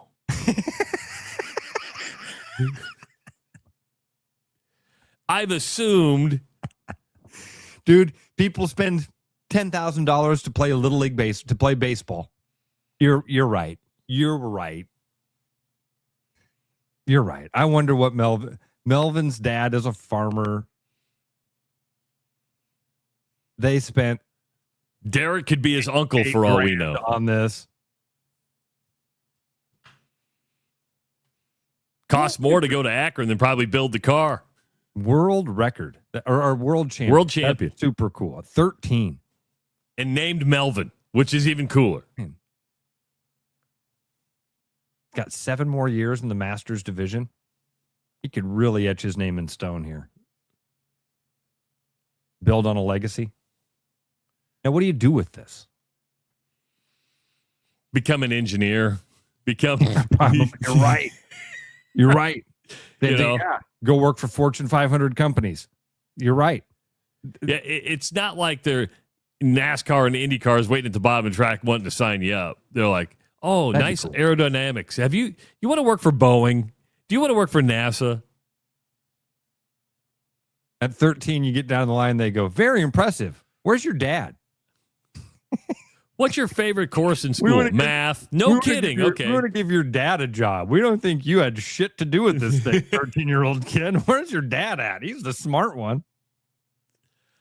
Oh, God. There was a lost in translation moment in the WNBA over the weekend. And it cost Sandy Brodnello, the head coach of the Toronto team, a game. She's been suspended. Now, you got to put this in perspective, Ross. She's Australian, okay? Okay. She's from Australia. Okay. And they refer to players in situations differently in Australia. And sometimes lost in translation can mean something different here in America. Well, when you get in Australia and you get a player that gets away with calls, there it's customary to call them a protected species. Oh, I like that. I like that. That player it's the Jordan rules thing. Yeah. That player gets away with stuff that other players don't. They're a protected species. I like that. What's wrong? Brondello was coaching against Atlanta the other night and called Angel Reese and got caught on a mic calling Angel Reese a protected species. Oh, she wrote. People think it's racist. Yes, they did.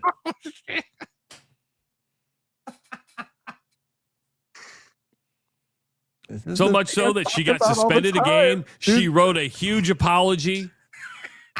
Angel says she's glad that she was suspended at the WNBA. There's no room for hate in this league. Yeah, you're right about that. That's the first thing that's been said that's true. It's the first thing that's been said here that's true. There's no room for hate. Was this hate? No. And Rondell, give her credit. She goes, listen. She goes, I should have known better. I've been here long enough to know the cultural differences. It came out in the heat of the moment. I'm from Australia. This is what we say. I coached the national team there.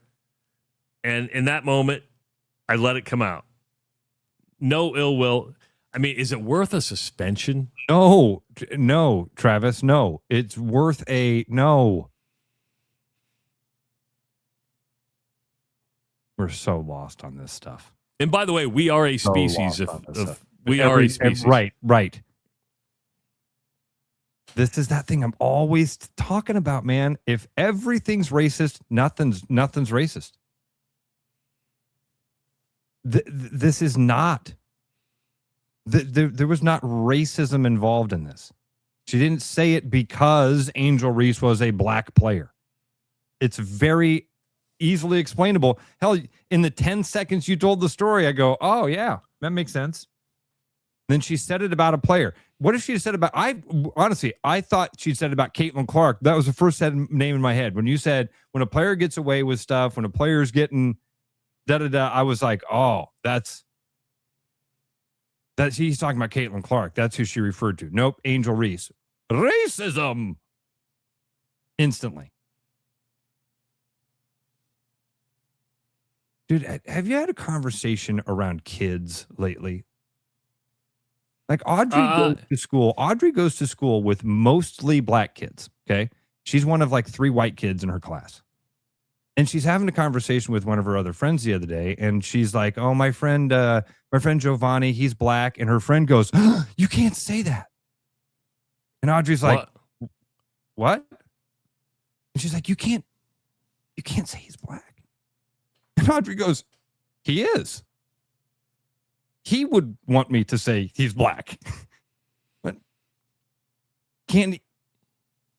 That's not racism.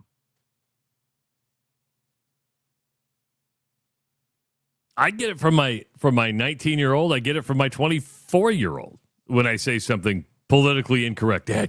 Dad. What? Now, what are you saying? I don't know. Anyway, this is part of the problem, man.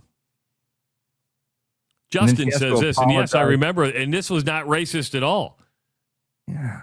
But we had many people who tried to say it's an implicit bias or whatever. King Kong, if you get called King Kong, that's a compliment in my book. I'm like, that dude dominated. Yes. That guy dominated.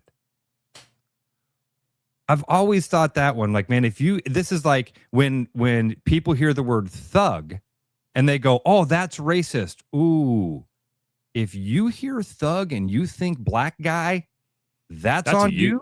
That's on you. You need to look at that. Because there's white thugs out there. Absolutely, there's white thugs out there. And if you hear King Kong and your instant thing is, oh, he's absolutely referring to that young black player as a gorilla. That's you should pause and go, man, why do I assume that? Because I very clearly heard Gary Dolphin that day saying, man, this dude was dominant. He kicked ass. Can't stop him. He's so big in the middle. There's nothing you can do. Nothing you could do to stop this guy, man. You could have thrown planes at this dude today. It wouldn't have stopped him. But instead, people hear it and go, oh my gosh. Covert racism. It's a dog whistle. Okay. All right. If that stuff's racist, then back up because you're going to let a lot of people slide. And anyway, it's gross. 515-517-2303. Grandstand concerts at the Iowa State Fair are still up for grabs, and the Concerts Galore promotion from the Iowa Lottery. VIP spectator deck with food and drinks, pit tickets, club seats, or grandstand seats are your options to choose from, plus $200 in spending cash and more. This could be your chance at a summer concert experience when you enter the non-winning bonus cash double scratch tickets into your Iowa Lottery VIP club account at ialottery.com. Nick Nurse joins us when we come back on the Rush Radio Show, powered by Willis Automotive. Game on, keep your edge with Body Armor Sports Drink. Bold flavors, electrolytes, and hydration that goes the distance. Grab Body Armor before the grind, during the game, and after the win. Body Armor Sports Drink. Hydration that's real and better for you. Pick up Body Armor Sports Drink on your next grocery store run or convenience store trip. With the Iowa Lottery's new Millionaire for Life game, you could win $1 million a year for life. That could make you a My Dream Job is No Job millionaire. Front row tickets to every show, Yenair. Hire a personal glam squad for you and your bestie, Yenair. Yep, a little further. Or just to never run out of your favorite pickles, Yenair. With Millionaire for Life from the Iowa Lottery, and these. You can change your life for life. Play today. Woohoo! What's going on, everybody? It's Bobby here at Land Rover Des Moines. Summer's here, and we have the perfect cure for summer boredom. The 2026 Range Rover Sport Dynamic with 1.9% financing available is the perfect cure for your boring car or your summer boredom. So stop on down and take it for a ride so you can see what I mean, or call, click, or visit us at landroverdesmoines.com or stop out at the showroom. You'll be glad you did.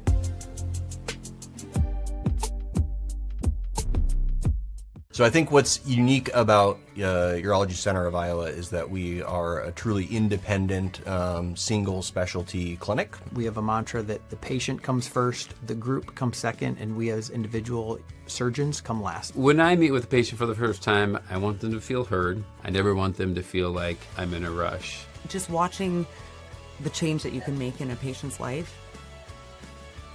it's everything. Schedule an appointment at iowauro.com. Fresh, wild walleyes. This summer, point your compass north to Ballard's Resort on Lake of the Woods. Ballard's Lake of the Woods long-standing family resort offers a pole-in-hand guided fishing experience along with all-inclusive packages that include lodging and meals. Chase 10-pound trophies with the walleye capital of the world's most established fleet. Your adventure for fresh, wild walleyes awaits at Ballard's Resort. Set the hook at ballardsresort.com. Hi, I'm Tom, owner of Central City Liquors. Our customers love us because we offer a large selection at an affordable price. And to keep costs low for you, we don't splurge on fancy promotions and expensive equipment. This commercial is being shot on a phone taped to a stick. Anyway, we are proud to announce our new rewards program that allows customers to save more the more they buy. So don't spend more to pay for fancy commercials. Save at Central City, where we know what's important. I told you we should have used duct tape. Hey everybody, Mason Miller, sales manager out here at Mini Des Moines, and this month the heat is on so the roof comes off. Get an all-new Mini convertible with rates as low as 2.99 out to 60 months. If you're looking for something more year-round, you can get into an all-new 2027 Countryman with rates as low as 2.99 out to 48 months on here. Also, we are down to our very last Victory Edition, so if you want to cross the finish line, come check it out now. For more information on these exciting offers and more, visit us online at minidesmoines.com or your favorite motoring advisor.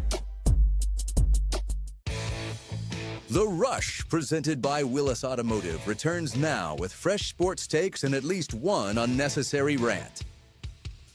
Refresh your home with floors you'll love. Iowa Floor Covering offers beautiful hardwood, waterproof luxury vinyl, carpet, and tile for every room. And if you're a DIYer, they can show you everything you need to do that installation yourself. Or if you're not a DIYer, well, they have great installation as well. Check them out at iowafloorcovering.com for a free quote. And make sure to tell him you heard about him on the Rush Radio Show. Joining us now, because he's got a big event coming up in Carroll in a couple weeks, head coach of the Philadelphia 76ers. He's been on the show before. Yeah, friend of the program. Nick Nurse. What's up, man? Hey, guys. Good morning. How you doing? Have you recovered from Vegas yet? Man, no way. I had a rough one. I had a big delay last night. I got in about 4 a.m. So I'm up and at 'em. 4 a.m. Brutal. That's okay. Hold on. Why are you flying? Why are you flying private? Vegas. I flew to Newark. Why aren't you flying private? Well, I wish I was, but it's not always like that. That's during the season, you know. Was there a delay because of World Cup? travel. You were flying into New York. Was it World Cup related in some way? No, I think it was just I just got a weather related bad start from Vegas. So yeah, all good though. Happy to be here. Man, you're bright eyed and bushy tailed because Travis. If Travis sunny day here in Philly. If he'd been traveling till 4 a.m., he'd be bitching about it nonstop. That's all we'd hear about all morning is how 4 a.m. travel is off. I'm done. I got it off my chest. Let's move on. All right, I love it. All right, let's talk about Carroll. Okay. You guys want to talk about the event that's coming up again? Yeah, so you got your third annual event, and it benefits your foundation, and you've got music again, you've got golf. But let's start with the tough one, and that is this year. It's in memory of your brother. You've had a horrific year. Does this add just a lot more emotion for you because you're doing it in memory of your brother this year? Yeah. I mean, for sure. I mean, obviously, it's a sudden, unexpected passing back in April of my brother Steve, and yeah, he did a lot of stuff at the course. He kind of would be there all the time. Just helping out, you know, the place won't be the same without him. That's for sure. And just give me a good chance to get all the family and all his friends and family.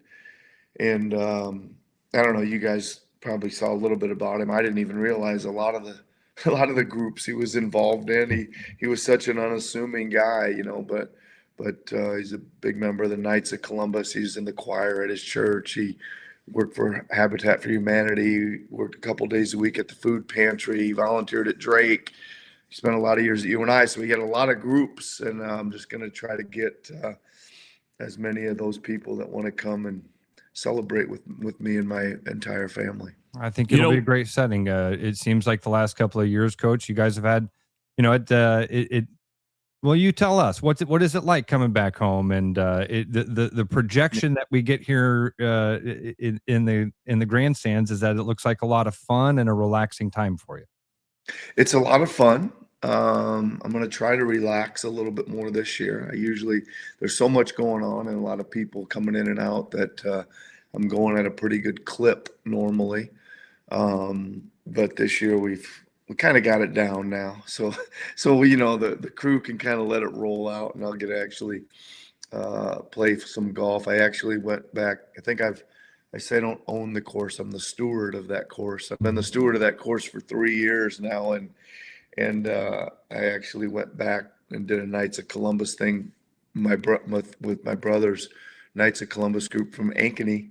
They all came up to Carroll National, and I told them beforehand that I've been the steward of the course for 3 years and had yet to play 18 holes, but today was the day. So I did finally play a full 18 with those guys not too long ago. So yeah, it's good. It's just coming to enjoy it. Again, a lot of friends, a lot of family, a lot of players that I coached over the years come back, a lot of teammates, almost all my coaches that I've had, UNI, high school, all that. Those guys are coming in, and we're obviously blessed to get a lot of guests come as well.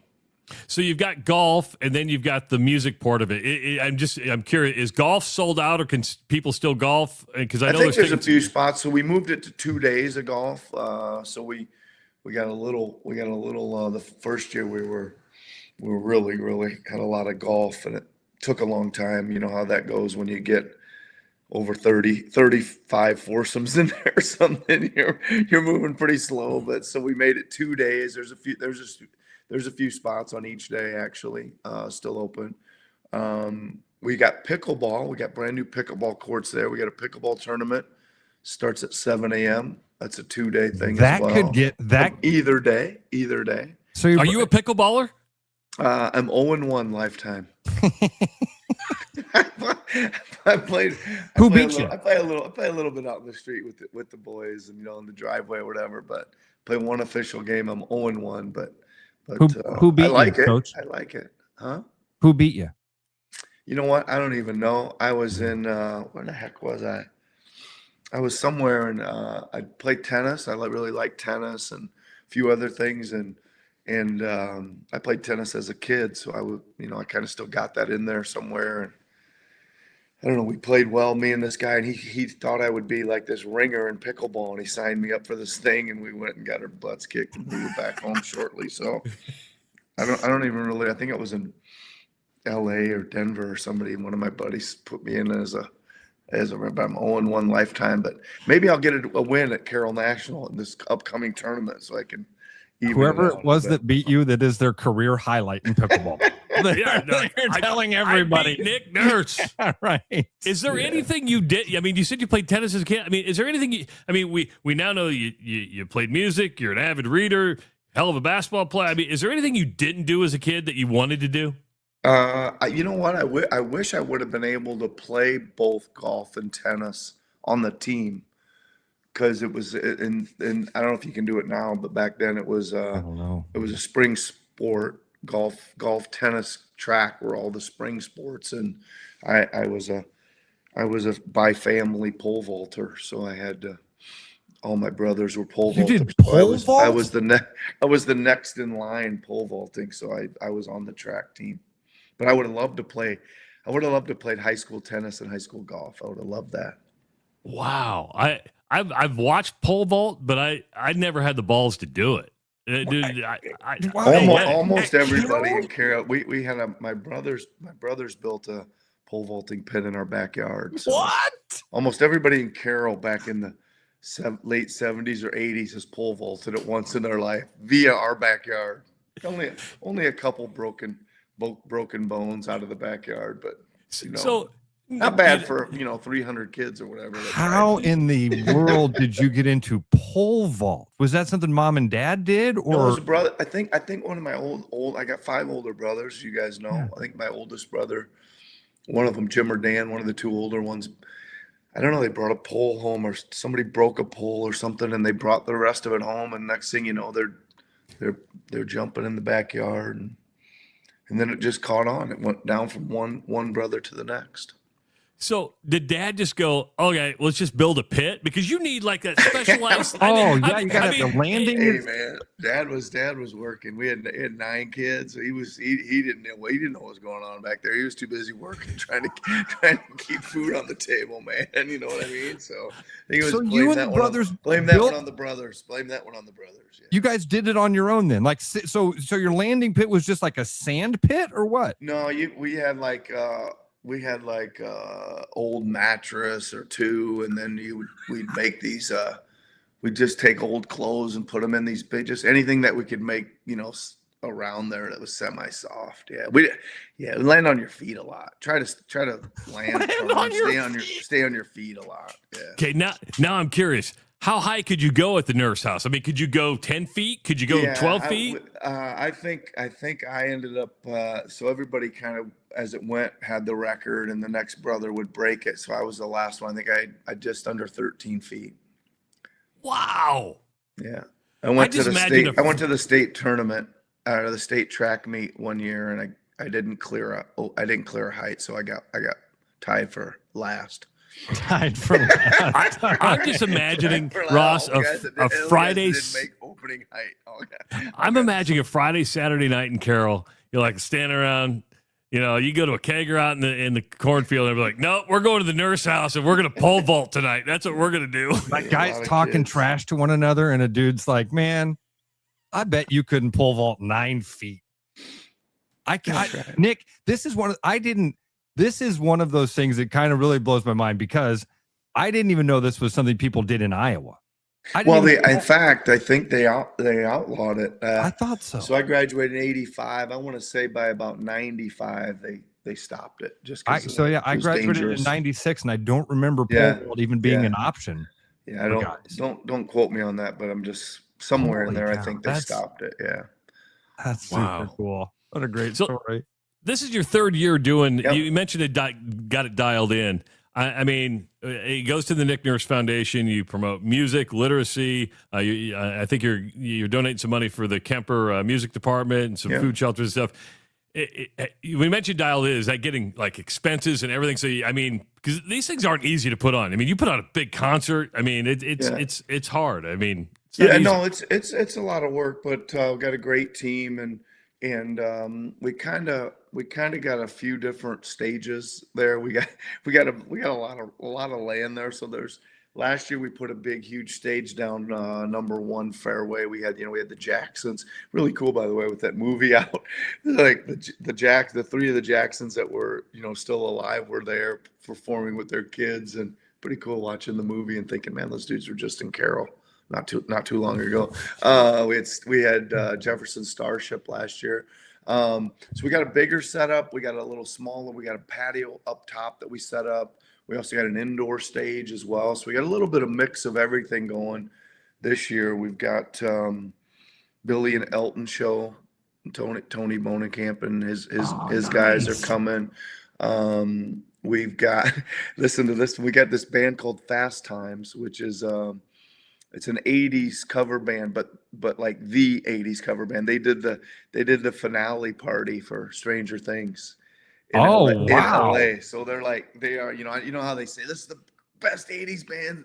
They might be one of the best. They're coming in from LA, and they did the Stranger Things party. So they're like for real. And let's see. Oh, and then we got the Marshall Charloff, who actually was in Des Moines not too long ago. He does a recreation of Prince's last concert. It's called Purple Piano, where Prince was just one guy, and he's just at the piano doing the almost the exact concert that Prince performed. And he's amazing. I've seen him here in Philly. And then we finish off with Bravo, and Bravo is also out of Des Moines, 12-piece band that does the soundtrack of your lives from 1960 all the way to current day. They're rolling through kind of the history of music. 12-piece band? Yeah, yeah. So Are you it'll going be to play good. it all? 13-piece? Probably. I don't know where and when I'll fit in, but not as much as in the past. I've had a couple. Last year we had a group called Purple Wonder, who did just Prince and Stevie Wonder songs. So I played a lot with them. They're a bunch of guys from Philly that we jam with a little bit, but not this show. I'll try to squeeze in there somewhere if I can get ready for it. See, I would Lubbers wanna go knock on in- your door and say, "Give me the harmonica." I mean, Oh, I forgot. Lubbers is coming in too. Dogtown Blues Band. They're coming. They're actually coming in the Thursday night. That's the members only night. Kind of. We always Okay. do a little members mixer for all the members. But yeah, Dogtown Blues Bands, rhythm and blues bands playing for that. Yeah. You mentioned that the a lot. Lubbers Band. You mentioned that a lot of people from your basketball past are going to be showing up. If you had to draft a top 5 to go take the court, would Lubbers make the top 5? Absolutely not. Okay. In basketball, as a friend, for sure. in But as a basketball? and as a musician, for sure. Basketball, no way. I mean, but Well, as a human being, absolutely. you know what his license plate is, don't you, Ross? What is it? Walk on? Drake walk on? No, it's DNP CD. Did not play coach's decision. That's right. I love it. That's so good. Oh, God. That is awesome. Oh, man. Well, of course, you were at Summer League. Yep. And the big news of the 76ers right now is, are you going to get LeBron? How much are you in on those decisions of who you bring in? Are you talking to your GM a lot? What goes into free agency and how much is just craziness? Are you just sitting there waiting for the decision like everybody else? Well, a little bit of both. I think that, we when free agency's getting ready to start and while we're in it, the beginning 5 or 6 days of it, it's kind of like a war room, like it is for the draft. We're just all sitting around the table pretty much from morning till night. And, you got your boards and pieces are moving and everybody's, you're trying to do deals or talk to agents and everybody's involved in that. Pretty collaborative team effort on that. And then with LeBron, yeah, what you just said, everybody's just kind of waiting to see what he's going to do. Yeah. And then you get Jaylen Brown in a trade. Yeah. That's a big. I grew up a 76ers fan because my dad was a Celtics fan. I didn't like anything that my dad had, so I'm mid 80s 76ers guy, right? So, Yeah. But that's a huge get. I mean, are you involved in those trades as well, or how does that all go down? Yeah, I mean, it kind of happened during the same time, so it is part of that kind of war room thing. And yeah, it's just interesting to watch it unfold. I think the most interesting thing about it was I don't think there was one rumor about him coming to Philly, and it's pretty interesting. And sometimes you can't keep anything quiet, and sometimes you can. That one was able to kind of get done without coming out, but certainly happy. I think he's a really good player. We think Paul George played great for us towards the end of last year, but he gets us a little bit younger as well, and he's a heck of a player. So, Coach, can you walk us through when you're seeing that stuff online, or you're hearing that chatter, or whoever that's getting into your world, when you're pulling up, or you have a feeling like, man, we've talked to Jaylen. I think we're going to get him, but I'm hearing these rumors that he's going to go to these other places. Does it make you question your own information, or do you go, man, these people that don't know what the hell they're talking about? Well, a couple things. I'm probably last in the NBA in the rumor mill. I stay off it, and I don't pay much attention to it. So, Smart. I just don't. And but to your point a little bit too, it's kind of funny when you do know inside information and you're hearing the guy on TV, literally, saying it's these 5 teams. I've talked to them all this morning, and we're like, where does he get this stuff? And but they sometimes I ask those guys, like, what are you guys? And they say, I'm not giving him from. He goes, all I'm doing is giving information that my sources are giving me. I'm conjugating Not this, making but I've it talked up. to somebody that said this team's involved, or they've talked to somebody from that organization. He goes, I'm just passing on the information that I get. When you look at the college world today, are you happy you're a pro coach? Well, I think the college coaches are pro coaches now, right? Yeah. So That's I guess fair. it's super interesting and super wild. I can't believe like another year seems to be ticking on, and still seems to be zero legislation or I guess rules put in place that they're just going to run into another year of college football and basketball with pretty much do what you want. Yeah, I don't know. I think it's the world we live in. I think the coaches that have adapted and just said this is the way it is are doing just fine, and the ones that don't like how it operates now have moved on or got out or whatever. So I don't know. I tell a lot of my assistant, I got about 10 assistant coaches. I say, you guys like coaching pro, you could coach, you got 300 more jobs in the pros are now open rather than 30. So you guys should look, your opportunities may be out there. All right, you said something earlier that was kind of fascinating to me that relates back to one of those college coach conversations, because some of these college coaches have told us that these conversations about kids transferring, these conversations about NIL and essentially contract conversations, they're happening way before these windows are opening up. Now, you said that your war room thing with the 76ers, you guys essentially don't start that until the actual free agency window opens up. How many of those conversations are happening beforehand? How much of this stuff, how many times are the wheels turning before the NBA blows the whistle to say the tournament starts? Well, I think there's probably some of that happening beforehand. I'm not involved in that because I'm, usually wrapped up deep into the season. But I think that the rules are such that there's a window that opens, then there's a moratorium where another week goes by before the deals can actually be done and all those kind of things. But it happens pretty fast. Like I said, it's there's a history though, right, of how it's done and all this kind of stuff. And I think that's kind of missing right now from college. But again, it's not really my world, the college thing, so I don't know all the stuff that's going on there, but got enough friends that are college coaches that just kind of say it's a little bit wild west out there right now. They all do. Yeah. Well, and I think that's what drives them nuts is the lack of structure, because I mean, when you're dealing against somebody, you kind of know what the other offer is, right? Do we match it? Do we go above? Here, it's like, hey, they're offering this. Prove it. I don't have to prove it. Just you have to trust me for it, right? That's the Wild West. So, carrollnational.golf is the website. You can buy your tickets to the Golf and Music Festival right there. It's going to be a great, great weekend. It's the 6th, 7th, and 8th of August. And I've never been to, I'm in Templeton quite a bit. I'm in Manning and Templeton quite a bit. It's very close. Come on over, man. I know. Let's get you guys up there. I'd love to. Do you guys golf? Do you play Do you swim? Do we play? Yes. Music? You like music? We like music. Yeah. All those things. Come on up, man. You guys are open invite anytime. I like that he didn't ask if we're good at any of them. That's the most important part. I think he already made that assumption. He knows we're not good at any of them. Yeah, you don't have to be good at them. We're just there to be outside and be with friends and family and listen to some music. When you retire, will you come back to Carroll? Is that going to be the final destination? I don't know. I will certainly come back a lot.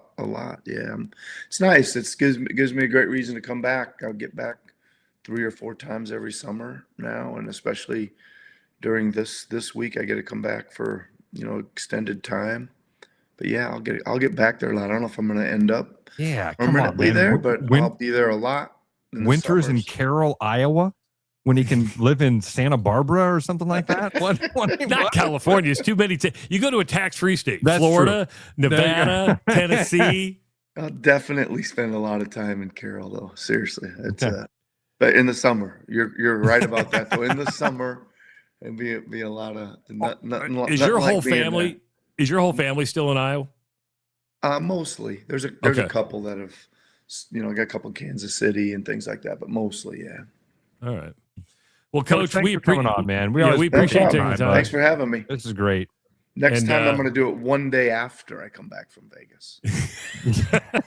You look good. You really handled it well, man. I feel good, man. I can't wait to get out there and enjoy it. It's a beautiful day here today. And That's a day off. So we're going to. And a day off. Yeah. All right, Coach. And good luck with however you're hoping the LeBron situation shakes out. All right. Thanks, Coach. Thanks, Coach. We'll talk soon. Appreciate it. Thanks, guys. Coach Nick Nurse joining us on the Rush Radio Show powered by Willis Automotive. Got home at 4 o'clock in the morning. When I got home at 1:30, 2 o'clock from the Tyler Childers show, at least I got a couple hours sleep. Yeah. That's class act. Can you imagine him climbing out of his bed? His wife's like, "What are you doing? You just got home." Got to do this stupid show with these idiots. It happens. Yeah, that was really good. Really classy of him to do that. I think that's awesome that he does that. Even in the face of the tragedy, man, to do it to honor his brother who just passed away a couple months ago. Tough. Really neat that he does this. So August 6th, 7th, and 8th at Carroll National Club.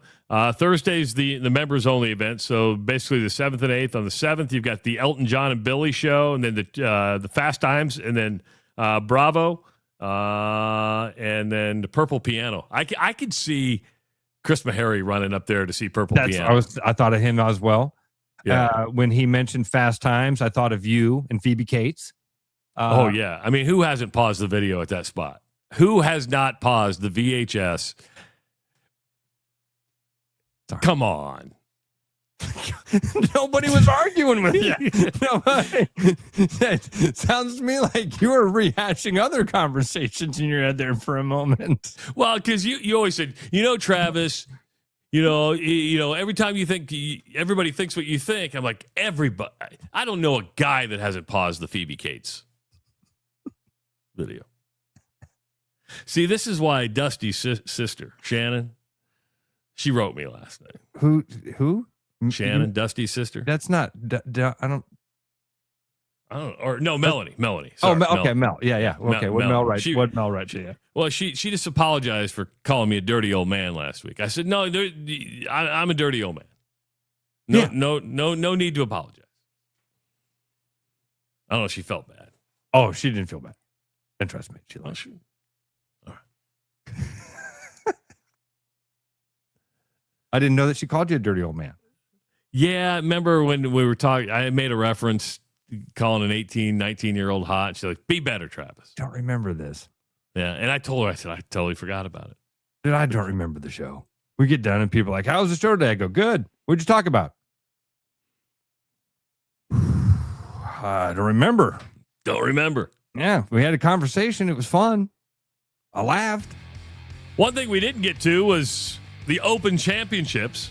Ryan Fox birdied 18 to win his first major title yesterday. Finished at 10 under.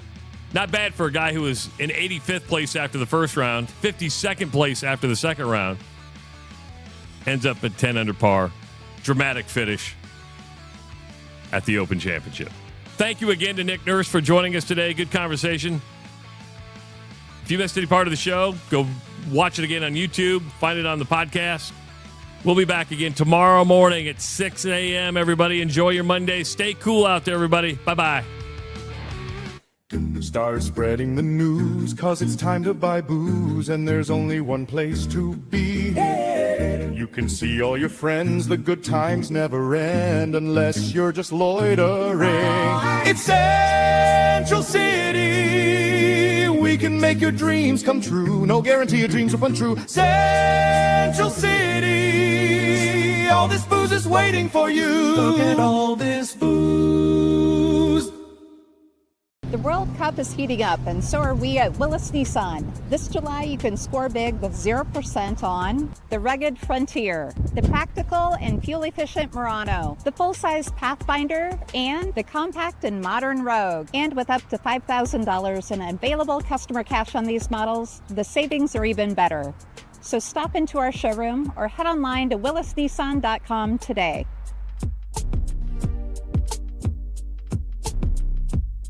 With the Iowa Lottery's new Millionaire for Life game, you could win $1 million a year for life. That could make you a My Dream Job is no job, you know. A front row tickets to every show, you know.